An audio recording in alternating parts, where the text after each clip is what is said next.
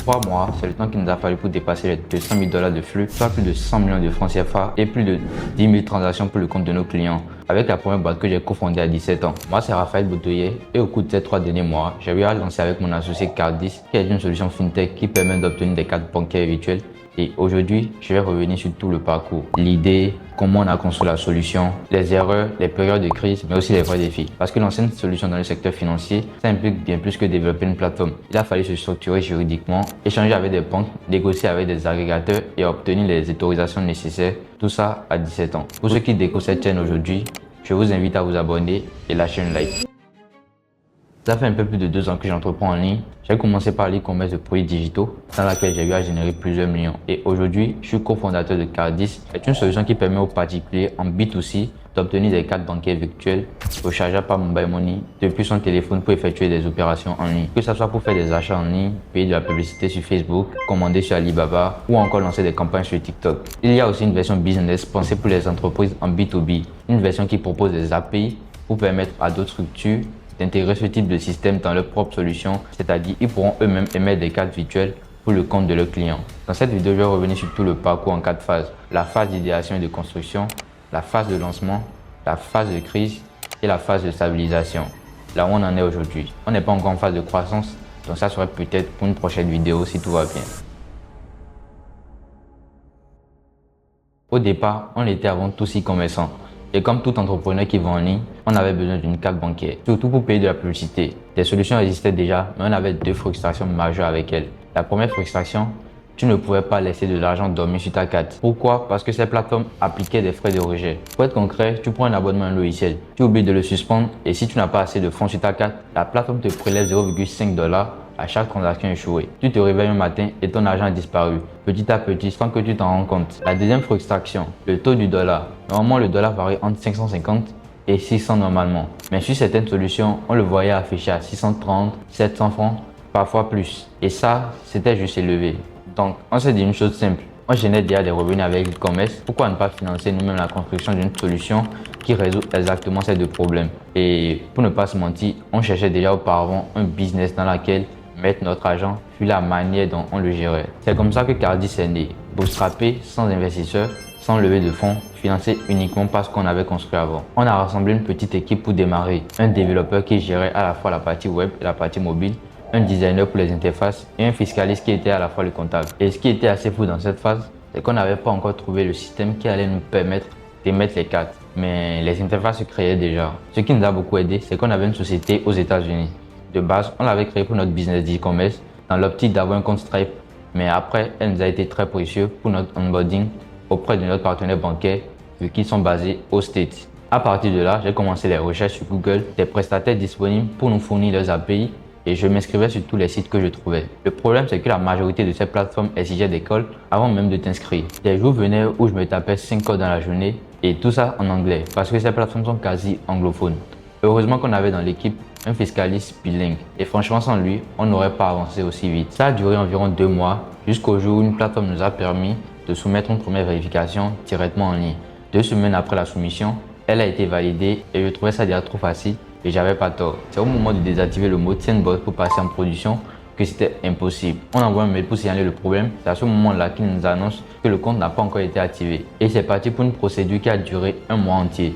Des formulaires essaient de dizaines de pages en anglais à remplir, des contrats de 40 pages à lire et à signer, des politiques internes à mettre en place, lutte contre le blanchiment d'argent, gestion de fraude, politique de remboursement, gestion de crise, etc.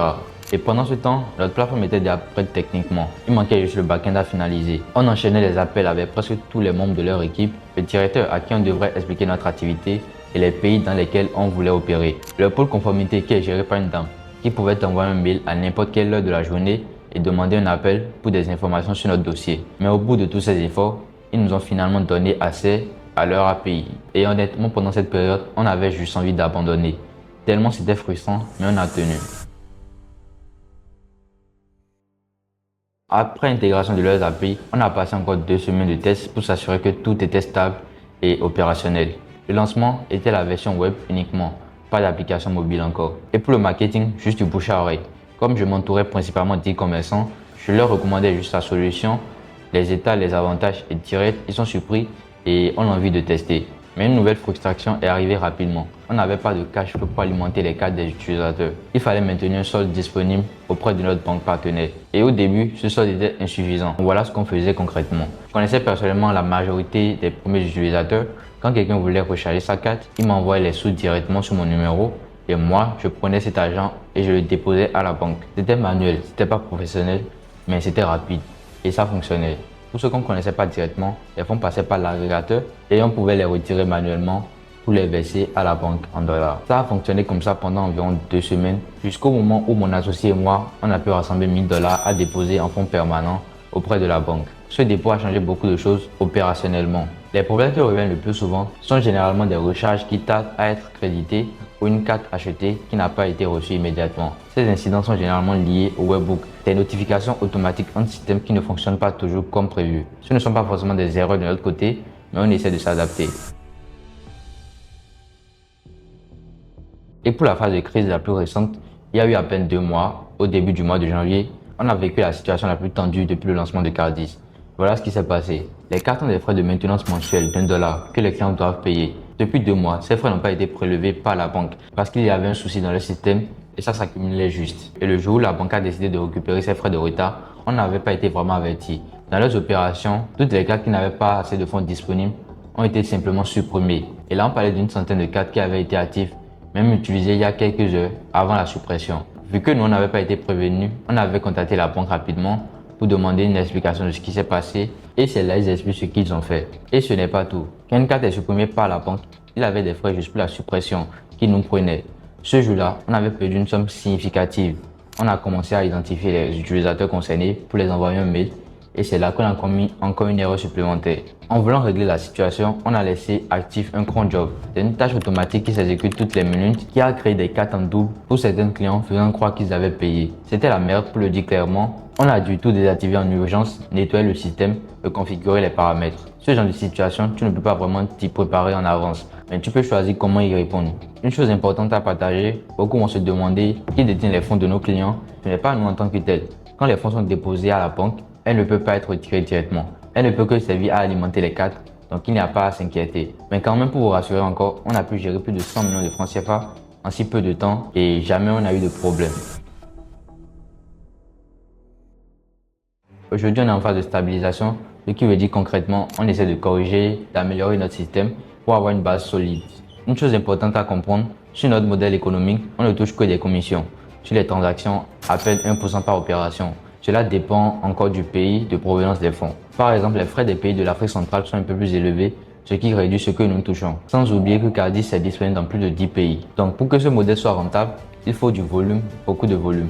Et depuis le début, ni moi, ni mon associé, nous ne sommes versés le moins de salaire. Tout ce qu'on générait était réinvesti dans Cardis. Environ chaque mois, on en a pour plus de 800 000 francs de charges à payer avec les salaires des prestataires. Il faut souligner que les 2 premiers mois, cette somme était directement financée de nos poches. Assurez-vous d'avoir le minimum avant de vous lancer dans l'entrepreneuriat, sinon vous risquez de vite tomber à l'eau, ce qui n'est pas vraiment intéressant. On s'est fixé un cap, atteindre un certain seuil avant de se payer le moins de salaire, parce qu'on construit quelque chose sur le long terme.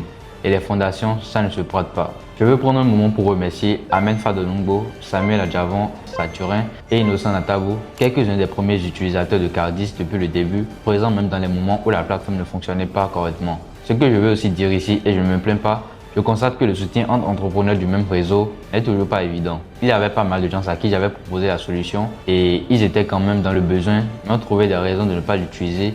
Mais bon, ça ne change rien à notre trajectoire. On a continué à écouter les retours de ceux qui utilisaient Cardis pour s'améliorer. Il y a cette phrase de M. Aziz Yerima dans un TED podcast qui disait les clients ne sont pas fidèles et c'est quelque chose qui est totalement vrai. C'est surtout pour ça notre produit est sur 2 couches. Une pour les particuliers destinée aux personnes lambda qui souhaitent juste avoir une carte et effectuer des achats en ligne et l'autre pour les business, c'est-à-dire les entreprises qui souhaitent vendre les cartes à leur tour. Là, au moins avec les entreprises, c'est à eux d'aller chercher les clients à leur tour et essayer de les fidéliser. Et nous, on essaie de mettre à leur disposition un environnement nécessaire pour utiliser nos API. Et actuellement où je vous parle, on est même en train d'onboarder quelques boîtes assez connues qui souhaitent utiliser nos API dans leurs solutions. Avant de clôturer cette vidéo, il y a un point où je veux absolument aborder parce que c'est quelque chose que peu de gens montrent quand ils parlent de FinTech en Afrique. Le secteur financier en Afrique de l'Ouest est l'un des secteurs les plus réglementés qui existent. La Banque centrale des États-Unis de l'Afrique de l'Ouest encadre strictement tout ce qui touche au paiement, à l'émission de monnaie électronique, aux cartes bancaires. Tu ne peux pas lancer une solution comme Cardis et décider d'opérer librement. Il faut des agréments, avoir des états financiers en règle, il faut payer des impôts et il faut se conformer aux exigences légales précises. De l'autre côté, on opère via un partenaire qui dispose déjà de tous les agréments nécessaires. Ce partenariat, c'est ce qui nous permet d'être dans les clous légalement, sans avoir à attendre des années pour obtenir nos propres autorisations. On est également enregistré localement, on paie nos impôts, on a une structure juridique réelle derrière Cardis. Je dis ça parce que c'est important à comprendre. Beaucoup de solutions qui apparaissent sur le marché opèrent dans les zones grises, sans structure, sans conformité, sans protection réelle pour les utilisateurs. Pour Cardis, la phase de stabilisation touche bientôt à sa fin. Ce qui arrive ensuite avec les nouvelles fonctionnalités, l'expansion vers d'autres pays et la phase de croissance qu'on n'a pas encore atteinte, je le documenterai ici sur cette chaîne. Si vous avez besoin d'une carte bancaire virtuelle pour payer en ligne, le lien sera dans la description.